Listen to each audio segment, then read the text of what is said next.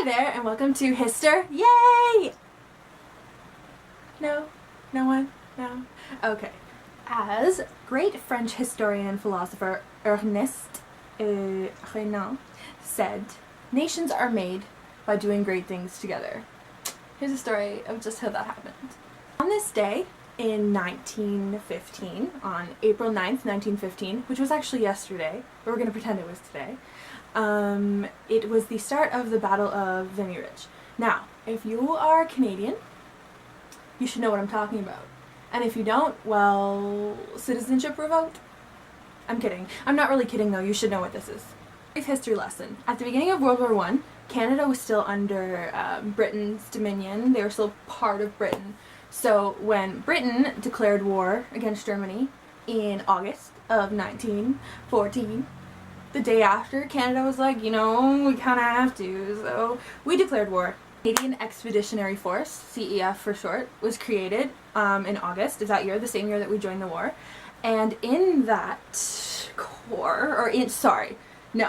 in that force, there was the Canadian Corps, which was the biggest one, and it had 4 divisions in it. So, I mean, it was the biggest one in the Canadian Expeditionary Force. It was huge, and like by the time that Canada declared war, there's like all of these, you know, like 18-year-old guys like, yeah, I'm ready to go. Canadians were in the war under Britain for about 2 years before Vimy Ridge happened.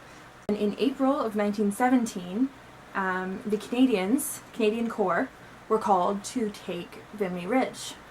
Now, the French had tried to take the ridge before, and they had suffered over 100,000 casualties. So it was just basically a mess. And they were like, well, let's just send the Canadian Corps in.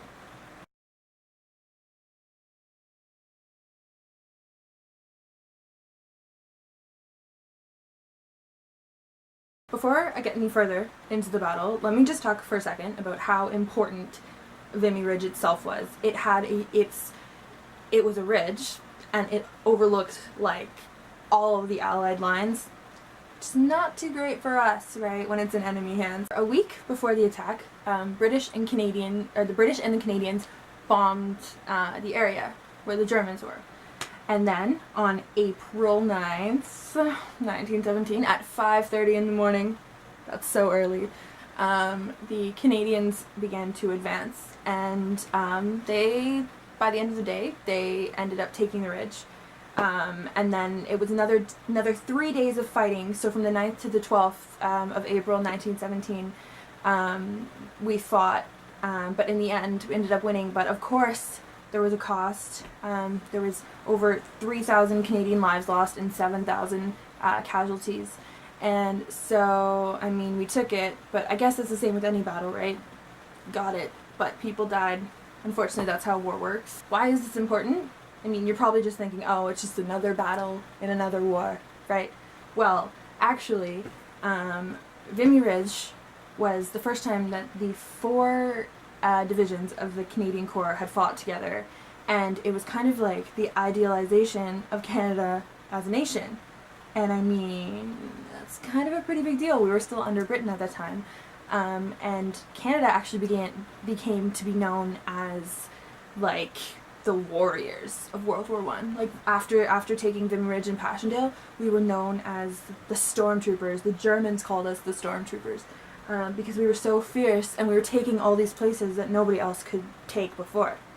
Canadian scholar and soldier, actually, Andrew Godefroy, he wrote a book about Canada in World War I, and this is what he says. He said that the Canadian Corps was regarded by friend and foe alike as the most effective Allied military formation on the Western Front. And there is much proof that people feared the Canadians. I mean, right, that's ridiculous, right? We're Canadians. But we were pretty good fighters, and we had good tactics. This battle, I wouldn't say it's necessarily started the nationality of Canada and Canada becoming its own nation. But by the end of World War I, Canada got its own separate signature on the Treaty of Versailles. And that's pretty significant. We used to be under Britain, and then we got our own significant signature. Like, that's a pretty big deal.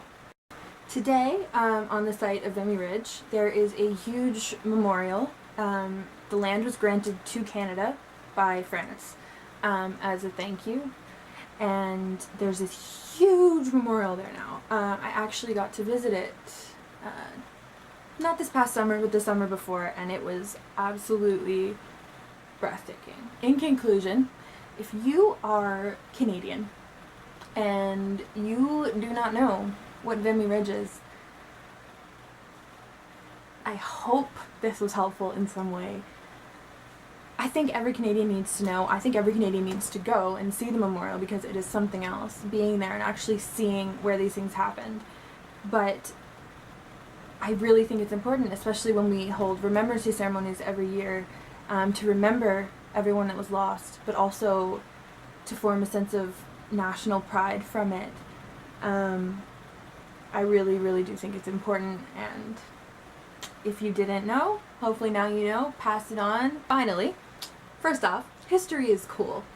Alright? Yeah, don't deny it, it's pretty cool. And any info or facts that I have are found from sources, research of my own or research from other people, so I'll have the links down there to the sources. If you are interested, do some research yourself. I mean, if you're Canadian, there is so much out there on Vimy Ridge. And if you're not Canadian and you just think this is interesting, again, Google, it's a great place. Yeah. Alright. Peace out. Until next time.